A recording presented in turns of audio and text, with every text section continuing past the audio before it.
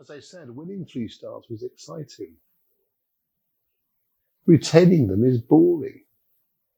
And that's why a lot of 3-star chefs, 2-star chefs aren't in their kitchen. Mm-hmm. As I said this morning over breakfast, is why would they want to be in their kitchen? Yeah. Look, how many 3-star chefs in America today or somewhere else in the world are not in their restaurants?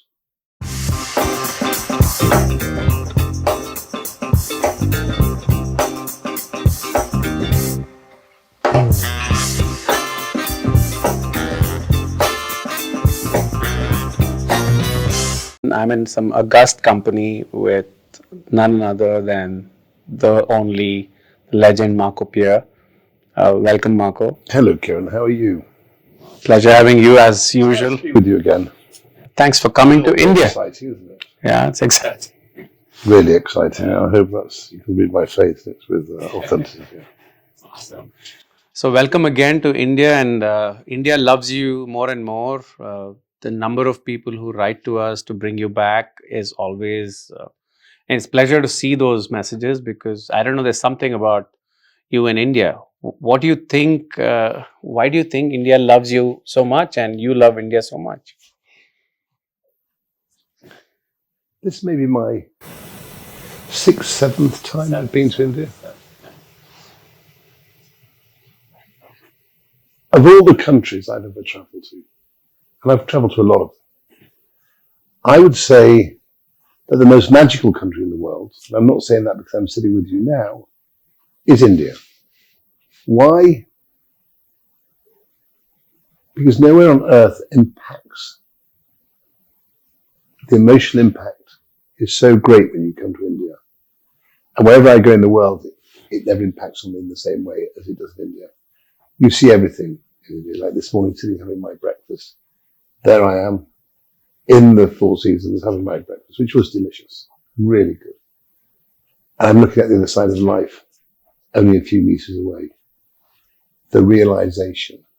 And I think what's rather beautiful about that is no matter how privileged that we think we may be and how successful we think we may be, there's always the reminder of the other side of life, of the world that I came from, a very humble world. It's like being pinched. I think that's what's important. And but as I said to you over breakfast, you could move to India just for the food. It's so good. And as I say every time I come, that it saddens me that it doesn't have its respective place in the world of gastronomy. Why? I can't answer that question. You look at Cantonese cuisine, you look at Spanish cuisine, you look at Italian cuisine, they're all up there. But the truth is, Indian cuisine, when it's done well and served how it's meant to be served, is equally as delicious. And in a strange way, if you look at those cuisines I mentioned, you look at some of those French cuisines. If you look at some of the French restaurants we go to, the 2 and 3, it's a masterclass in technical ability. Correct.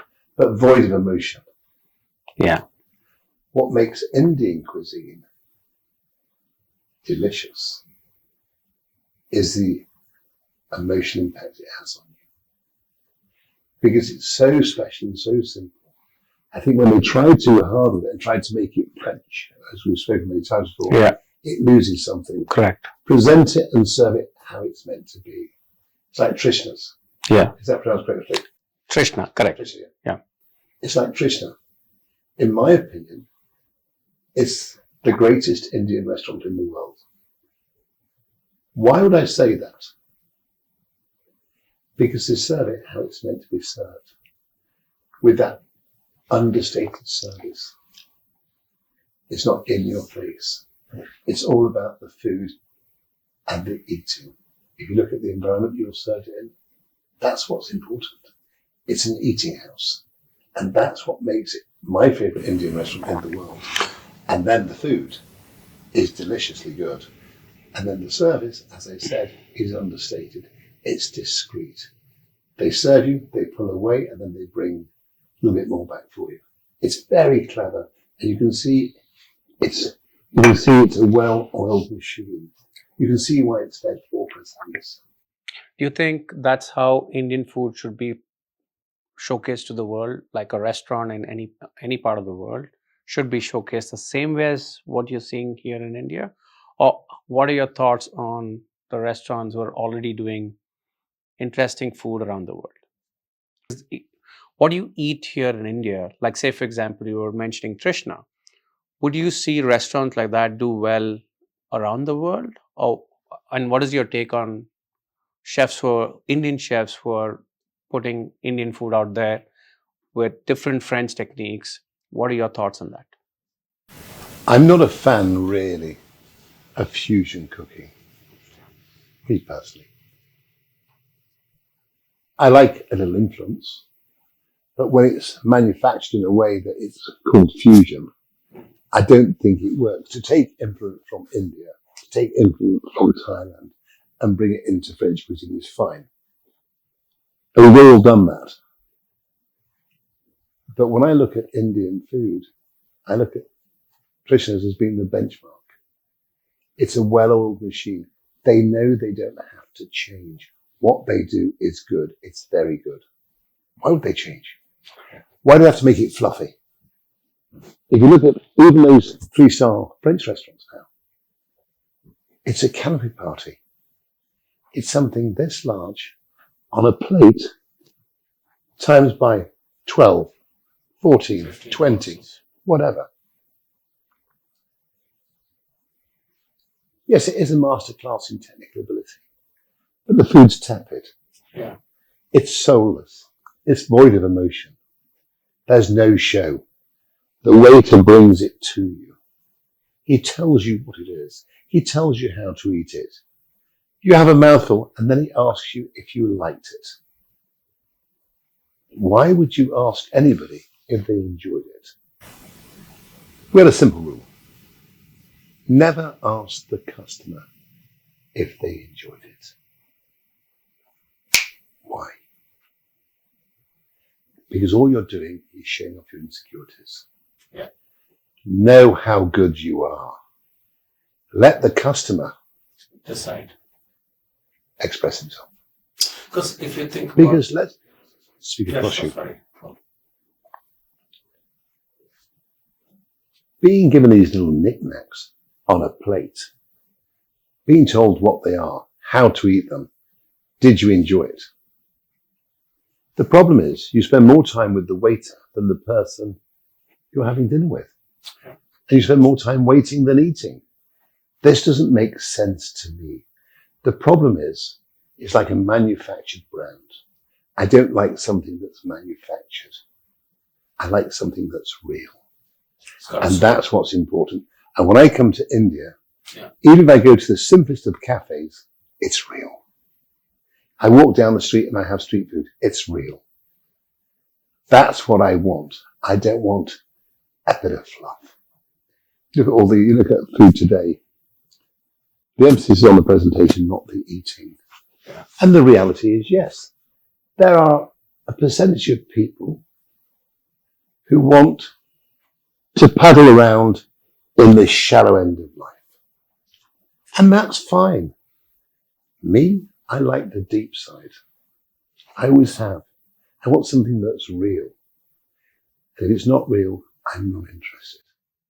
Because the customer journey is really simple. He wants to get into a restaurant. He wants to be greeted well, given a delicious meal and say goodbye. But that's not true. There's a lot of people. And that's what Trishna does. Trishna does. But there's a lot of establishments where they're selling a night out. So I go to the Ivy in the UK. They're selling a night out. They're not selling gastronomy. Correct. An experience. It's not an experience I want, but that's me. What I'm saying though, that there's a lot of people who like all the tinsel. They like all the fluff. They like the gold. Because that's their evening. That's why the Ivy, in my opinion, is most probably the cleverest rollout in the world, because it taps into that market. Okay. The service is always good. The food is of a standard at a price point, but it's the show, it's the glitz, the investment within the establishment. Entertainment, the whole. And that's what they're doing. Drama. They're selling a night out. And they would be the first to do it. One of my ex-boys is the executive head chef. Mm-hmm.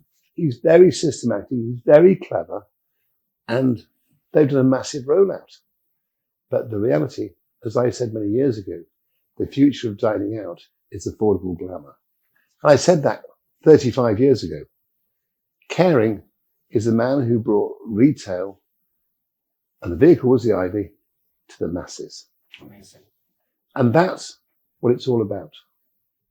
If you look at what Cipriani have done globally, Mm-hmm. they've taken glamour to the masses. I agree. Okay, they charge accordingly, but it's interesting.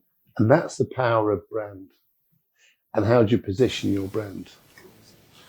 So let's take you back memory lane into your life of, of starting off as a chef or starting your journey as a chef. When did you actually start cooking, ever in your life? When was that love for cooking, and when did you start cooking? The truth is, I never wanted to be a chef. When I was a child, I had dreams of being a river keeper, of being a gamekeeper. The truth is, I never thought I'd leave school. I never questioned it. And then it was time for me to leave school. My father told me that I had to go to Harrogate to find work, which is about 50 miles away from where I lived. He told me to knock on the doors of the hotels. And so I went to Harrogate and I thought, what are these hotels? I walked down this road, and at the bottom I see a hotel called the Hotel St. George. And I walked alongside it. I could see it was posh, very posh. 3-star posh, but 3 stars out of 5, because hotels were rated out of 5 in those days. Okay. Then I saw the goods entrance. I turned left and walked down it. I came into the back car park. I saw a turquoise door. I knew that was the kitchen door. I knocked on it. No answer. But the truth is, there was a part of me which never wanted that door to open. But my fear of failure, my fear of going back home and telling my father I had not found work was terrifying. So I knocked again. And then the door opened. The man who'd opened the door was a man called Trevor, the kitchen porter. He said, what can I do for you, Dad? I said, I've come to see the chef. He said, come with me. So he walked me through the kitchen. There's all these chefs. They seemed so tall because I was so little in those days. These tall hats and white. You're 15 years old. 16, just 16. I came to another turquoise door which was open. Trevor knocked on it and said, Chef, there's a young man here to see you. I said, send him in. He said, what can I do for you? I said, my father sent me to Harrogate to look for work. Because I finished school on the 17th of March. I'd be able to start work on the 20th, and I'm looking for an apprenticeship. I got the job. And that's how I got into the industry. But that was just a job. But the truth is, and it wasn't very good food, but I didn't know that then. But what was interesting, when I reflect back on my career, because now I've nearly been in the kitchen 50 years, had it not been for that job, one, I would never have won 3 stars. Of course, yeah. No, why? Because of opportunity. Opportunity, 1, being given the job.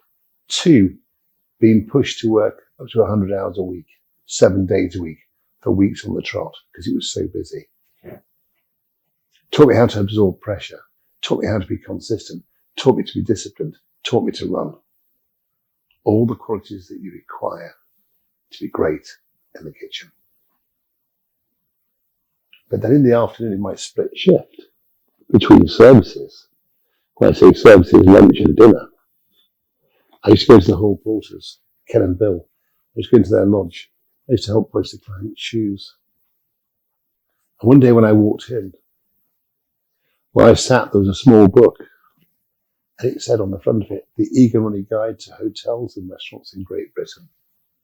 Egan Ronnie was the most powerful man in the restaurant world.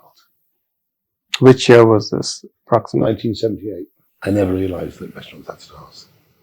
I knew hotels had, but not restaurants. And the best restaurant in Britain was a place called the Box Tree Cottage, 15 miles down the road. So I thought to myself, if I'm going to be a cook, maybe I should work in the best restaurant in Britain. A week went by, 2 weeks went by, a month went by, 2 months, 3 months, 6 months.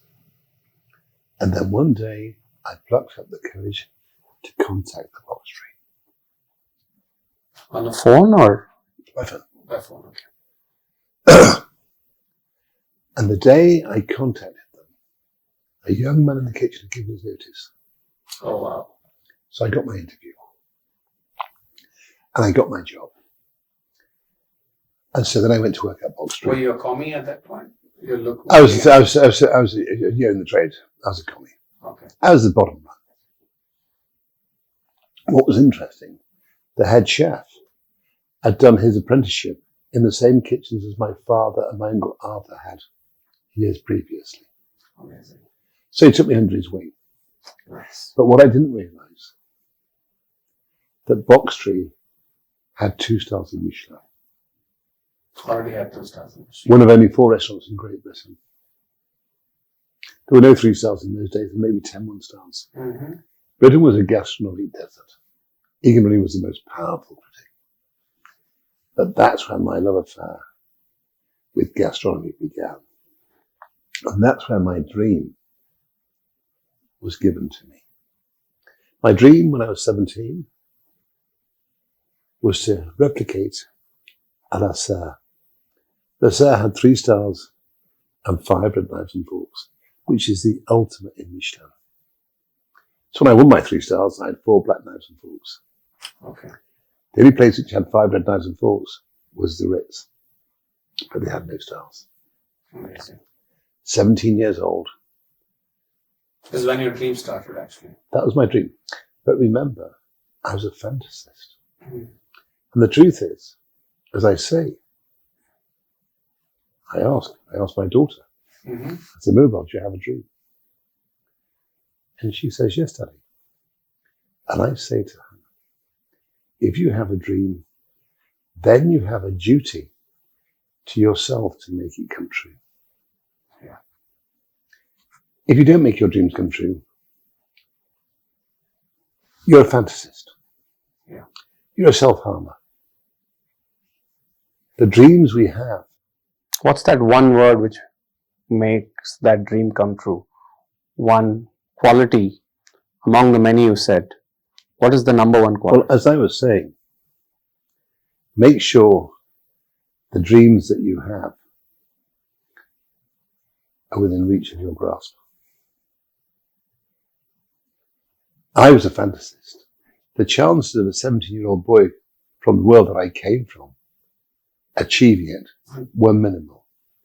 Remember, Kiran, I was the only boy in my generation of all those chefs who had dreams within 3 stars to get 3 stars. I was lucky. As I say, In 16 years from there.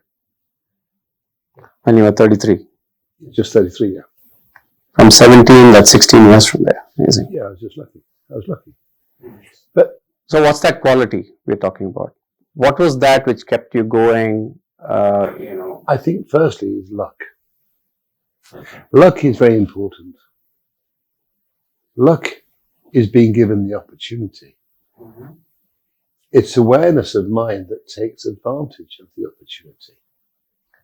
Listen to the story I've told you so far. Yeah. I knocked on a door. Yeah. I could have knocked on a door. The door I knocked on, There's an opportunity there. inside the hall porter's lodge. And then plugging up the courage one day to approach them. So twice, I've taken advantage of opportunity. Yeah.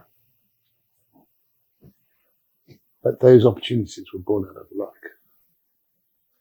I could have turned left at the top of the hill or turned right. That's right. I went down. So you're saying number one is luck. Luck is the most important. Luck, at least. Look, as Napoleon used to ask about his generals, Mm-hmm. is he lucky? He saw the power of luck. It's invisible. Mm. You can't beat it. Look, you have the lottery in India, yes? Yeah. Yeah. Someone next week is going to win it, aren't they? And change their life forever. Correct. Luck. What are the chances? Yeah. So, we have to accept luck. Life, there's those defining moments in our life Right. when we have to acknowledge that. There's something called luck. Yeah. And there's of course discipline, which you always, which is what you were talking to people in the morning. Discipline is the most important. That's what I was. Without discipline, what is there? Yeah. And punctuality and respect, but ruled by fear. If you don't possess fear, you won't go anywhere. Fear is the greatest driving force on earth.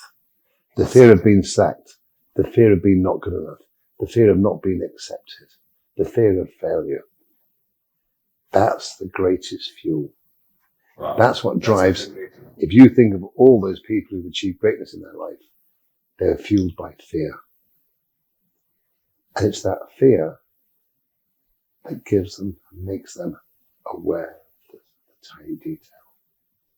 Because perfection is lots of little things done well, that's all. I was hearing that from Jason about you. That's amazing.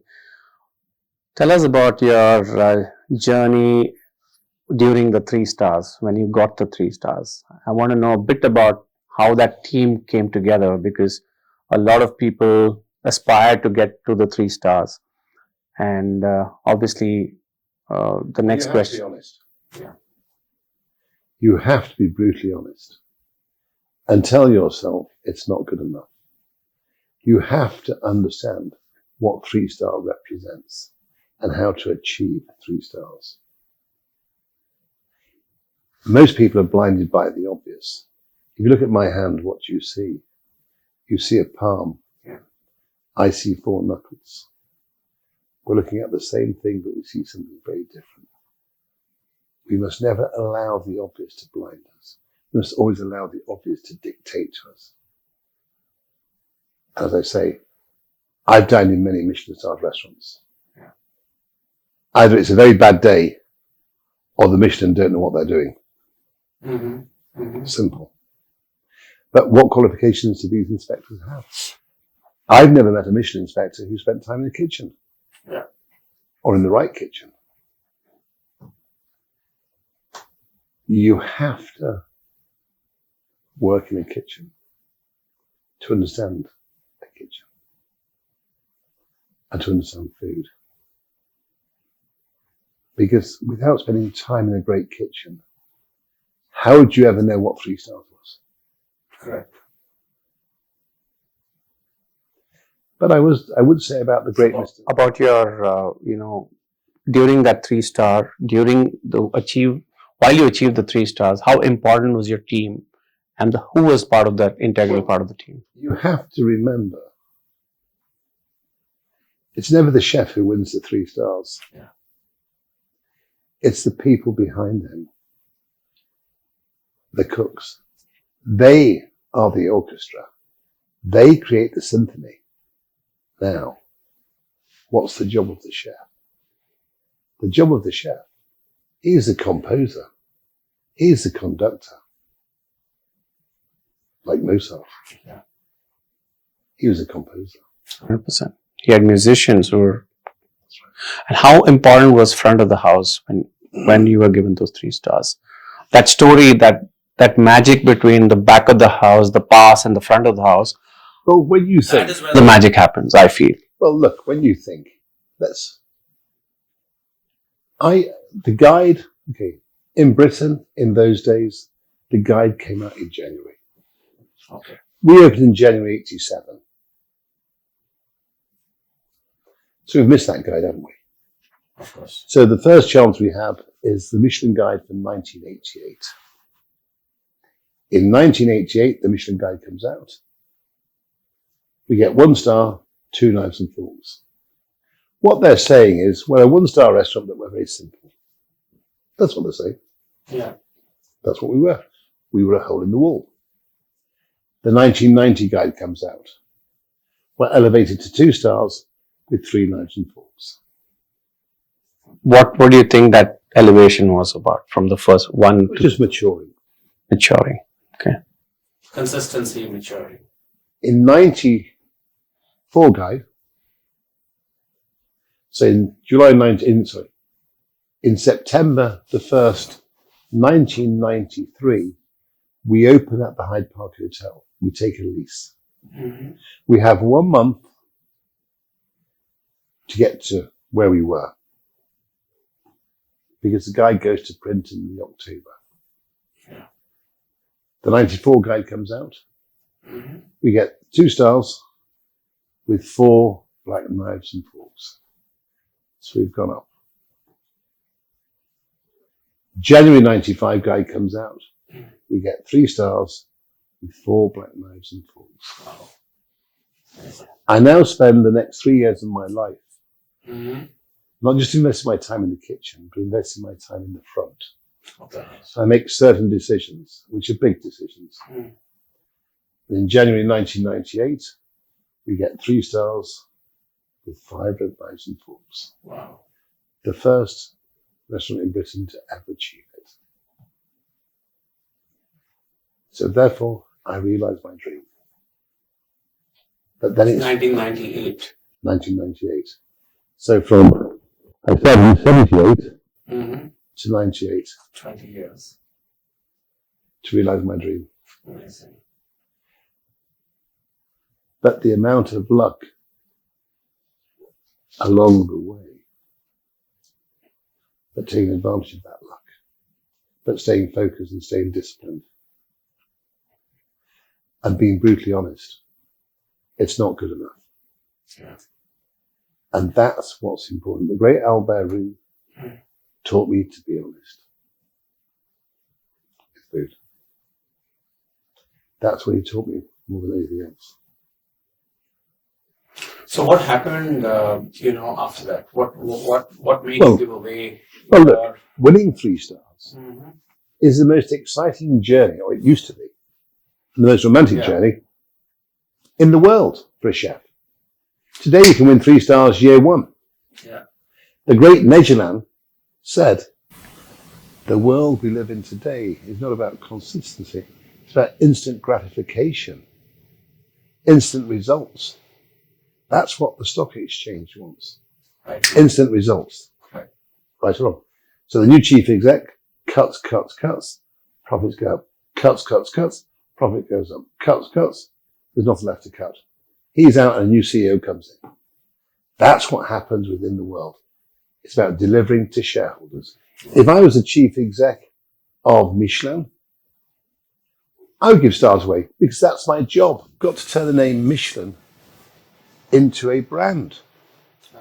In the book Au revoir, the number 2 inspector of Michelin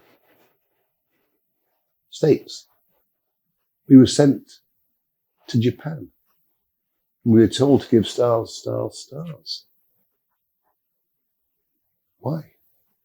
To build the name Michelin in Japan. Sell more tires. Well, there's a lot of car manufacturing there, isn't there?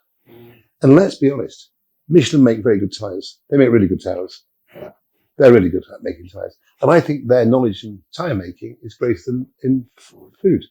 Just look at the inconsistencies in that guide. Yeah. I once bought a business. 3 years later, I find that I'm in the pub guide to Michelin. Yeah. But the menu Mm-hmm. they wrote about was not mine. It was from the previous owners 4 years earlier. Wow. I rang up the Michelin and said, why have you put this in the guide? I've been here 2-3 years, Mm-hmm. and the article you're writing about is from before my time. They couldn't answer the question. So they've not visited your They have restaurant. But that's why they say they're anonymous. mathematically, it's almost impossible, I guess, for them to visit every establishment. Yeah. So a guide actually should let you know they're coming. Of course. You should tell them. Mhm. It's not about being anonymous. Mhm. It's about welcome into your restaurant. We want to review you. So was that why you gave it up? The three It's stars? the reality is, as I said, winning 3 stars was exciting. Retaining them is boring. And that's why a lot of 3-star chefs, 2-star chefs aren't in their kitchen. Mhm. As I said this morning over breakfast, Yeah. is why would they want to be in their kitchen? Yeah. Look, how many 3-star chefs in America today or somewhere else in the world are not in their restaurants? Is Jason Atherton in Dubai today or is he in London? He's probably between the two places. I think his base is London. Probably. I don't think he's a non-dom. Mhm. I'm saying in London he's never won 2 stars. In Dubai, It's got 2 stars. so does that tell you that the bar's being lowered for that market? I went to Thailand and I dined in several Michelin-starred restaurants. Yeah. And in my opinion, they were interesting. So you think there's been a big disparity of how Michelin was run before and now the way it's been run? Yeah. Well, Andre Michelin created the guide in 1900. It was a service to people who bought their tyres. Yeah. So when they travelled around France and they went to a small village, there was an auberge or a domain or a small little whatever, and it said where to go. I think the stars were introduced in about 1930. I think it was 1 star, and then it went to 3 stars. Yeah. But it was there to be a service. The publishing arm of the Michelin was to supply a service to the people who bought their tyres. Today, it's no longer a service. It's no longer for servicing. It's a marketing tool. If you read what the number 2 inspector said when he was interviewed about Japan, it tells you it's a marketing tool. Yeah. I hear from people in Thailand that the Thai government had paid for Michelin. Of course. So I've heard the same with Dubai. And I heard from a friend of mine who's a chef restaurateur that they're trying to do it in Australia as well, where they're paying Michelin to come to their country. Of course. Well, that's a compromise straight away. Yeah. So if you're paying for someone to come to your country, Mhm. then surely you want results. I would have thought. Moving away from Michelin, what's your advice to like your children and a lot of chefs who always look up to you and want to be some part of, they want to pursue culinary and be part of that journey? What's your advice to them? What I've said already, be honest. Look at yourself. Is it within you to get 3 stars? Are you prepared to make the sacrifice? No. Then don't pursue 3 stars. Decide what you want and where you want to be in 5 years, 10 years, 15 years, 20 years. That's the reality. Because, awards mean little when they're given to you by people who have less knowledge than you. Correct. If you're given an award by someone who's greater than you, That makes sense. I get that. But you're given an award by people who have less knowledge. That's why it was easy for me to walk away. Makes sense. No disrespect to Michelin. Yeah. But those stars were stepping stones to me. Also. Yeah. Stepping stones to me discovering myself as a person, to me having my freedom. That was the importance of that journey. I didn't want to live a lie and pretend I cook like lots of chefs do when they don't cook. I think if you're going to be a cook, then you have to be behind your stove.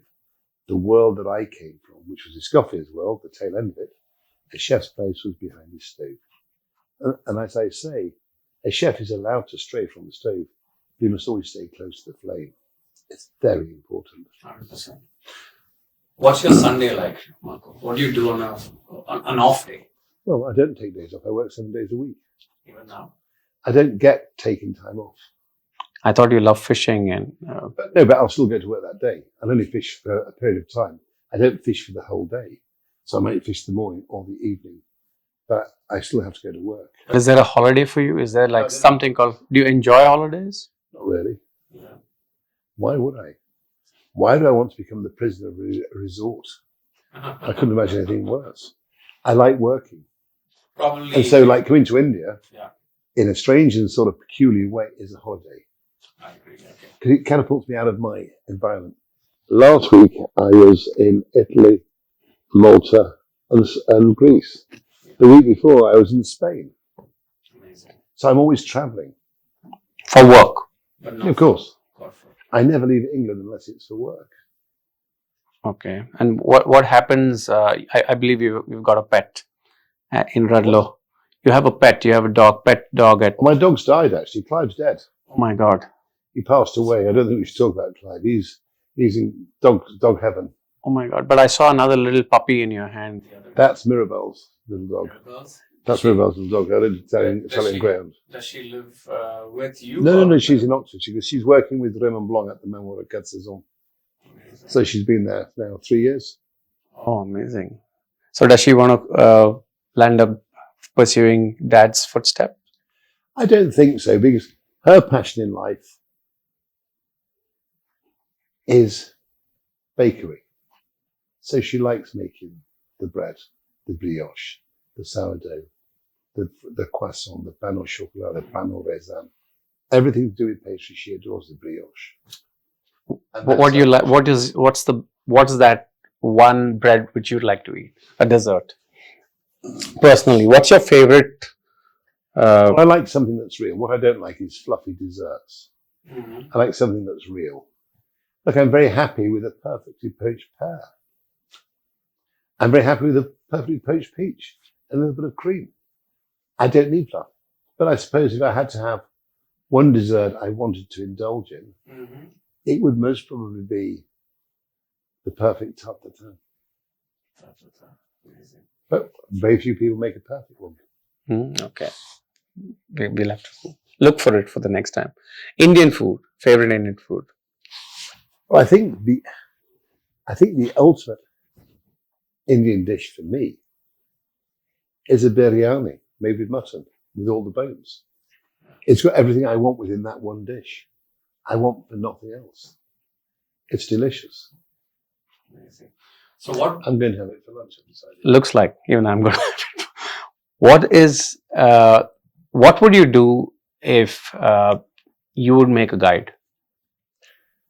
Well, I think number one, you'd have to be honest. Yeah. I think that's what's important, is to be honest and not play PR games. Why would you want to play PR games? And when I say PR games, Mm-hmm. the Michelin, they took a star away from Gordon Ramsay at Claridge's. Mm-hmm. Front page of the Times. Global news, Ramsay loses a star. The truth is that it wasn't correct. If you imagine, they're saying, by doing that one thing, removing a star from Gordon, they're saying that every one-star restaurant in the world is better than Gordon Ramsay at Claridge's. That's crazy. That's what they're saying. That's crazy. Yeah. That's illogical. Illogical, correct. My brain doesn't understand inconsistencies. Yeah. I like consistency. And so therefore, when I was a boy, I was told that the head inspector of England, of Italy, of Spain, of Germany, did not have the power to give 2 or 3 stars away. Only had the power to give 1 star. And they could make recommendations to Michelin in France for 2 and for 3 stars. So I was given my stars by France. Oh. And why? So there's consistency across the guide. I can't say that today. Okay.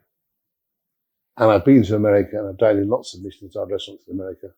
I'm confused. Well, I've been all around the world and dined in Michelin-starred restaurants where Michelin are. And I'm confused. Right now. And I think if you're going to do a guide, then be honest and make sure you dine there. The person whose name, see, Michelin has no name. It says Michelin Tires. Yeah.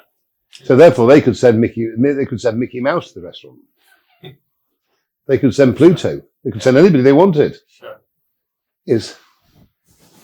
But there's no guarantees they come to your restaurant. That's why they say they're anonymous. Mm-hmm. I told you what they did in the pub guide. Yeah, correct. Thanks. They said they've been to my restaurant by putting me in that guide Put the old menu. for 4 years previous, before I ever owned it. That tells you everything, doesn't it? And I suppose if you ask the simple question, how many inspectors do you have? How many places do you have in your guide? If you look at the number of spaces in France, number of inspectors, I guess it's mathematically impossible to dine in every establishment and visit every establishment. So therefore, I think you have to have a guide with integrity. Yeah. And you say, we'll do 50 restaurants or 100 restaurants. That's it. Say you only can do 40 restaurants this year. It's only 40 restaurants. Say you can do 100 restaurants. It's 100 restaurants. But do your homework first. And do the guide right. Last few words. What would you say to Indian chefs? I think a lot of Indian chefs will watch this. What would you say? How do you want Indian food to be seen globally? Like you said a few things, but My mother used to say to me, as a little boy, a tree without roots is a piece of wood. Yeah. So, my dear friend Vineet Bhatti, who trained at the Taj Mahal, Correct. used to have a restaurant in London called Rasoi. Yeah. Did Vineet. Yeah. And Vineet won a Michelin star. It was Vineet and Atul Kochhar who were the first 2 Indian chefs in Britain to win Michelin stars. Correct. Vineet's food, when he kept it traditional, was the most delicious food on earth. Wow. But then he started to dance to the Michelin drum. Yeah. But when I went to his restaurant, I would just have the traditional food, Amazing. which I thought was much better. It's my path. And he asked me about how do I win 2 stars. And I said to Vineet, I said, forget that. And just do what you do really well. So when you make a lamb rogan josh, when you make your biryani, serve them the traditional way and serve them hot. He never did. Let's say the rest is history. that's a great take, to keep it real and serve Indian food the way it has to be served. And I think we are seeing more and more. There are chefs and restaurants around the world who are actually serving the way food has been served in India, and they're doing extremely well. And Well, be proud that you're Indian. Yeah. This is how we serve it traditionally. This is what makes our cuisine great. Don't try and be French. Don't, look, I had an Indian the other day and I had three curries, 2 little dishes on 1 plate. Lukewarm. what about the idea of using hand? Because a lot of people, in the Western world, still think 10 times. Well, Because I've seen you use your hand. if you look at for example, I like to eat Indian food with a spoon. Give people options. If they want to use their fingers, they can use their fingers. If they want to use a knife and fork, use a knife and fork. If you want to use a spoon like they do in Iran and a fork, use a knife and use a spoon and fork. It doesn't matter how you eat your food, as long as you take pleasure. Yeah.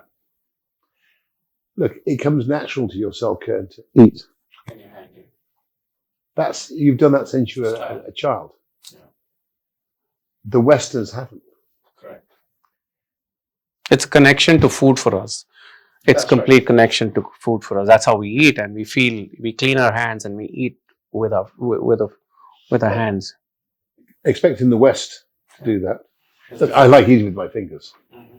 I'm a fan. For me, I think food tastes better when you eat with your fingers. Could you imagine trying to eat a KFC with your finger, with a knife and fork? It's impossible. You want to eat a KFC with your fingers. Yeah. I bumped into a lady the other day, Mm. an elderly lady, and she was from Kentucky. I said, "Do you like fried chicken?" Mm. And she said, "When I was a little girl, my parents used to take me to Colonel Sanders' home." She said, "Because Colonel Sanders, his wife, Mm. was the cook, and they turned their house into a restaurant. Wow. And when they served Kentucky Fried Chicken, Mm. all the waiters had white jackets, white shirts, sticky bows, black trousers, and they silver served the Kentucky Fried Chicken." Wow. And she said it was amazing. Okay, now it's turned on to it's a global rollout. Brand, yeah. Look at what they did. They took fried chicken and they served it in silver dishes with smart waiters. What does Tristan do? They take Indian food in a smart environment Amazing. and show off how it's meant to be served, like in the Taj Mahal. You're served how it should be served. And that's it. And there's the answers. Yeah. Keep it classic. Because classic never goes out of date. Messing around with food. The more you do to food, the more you take away from food. Amazing. And you remember, Indian food is designed to be eaten hot, Amazing. in my opinion. Thank you. I think very cool conversation. Every time I meet you, I learn something new, and I hope the viewers have had a fabulous conversation. And yeah, look at his phone. Keep it simple. One thing I've learned is that everything needs discipline. Your vision, your passion. Most importantly, the target you want to take. Your vision is.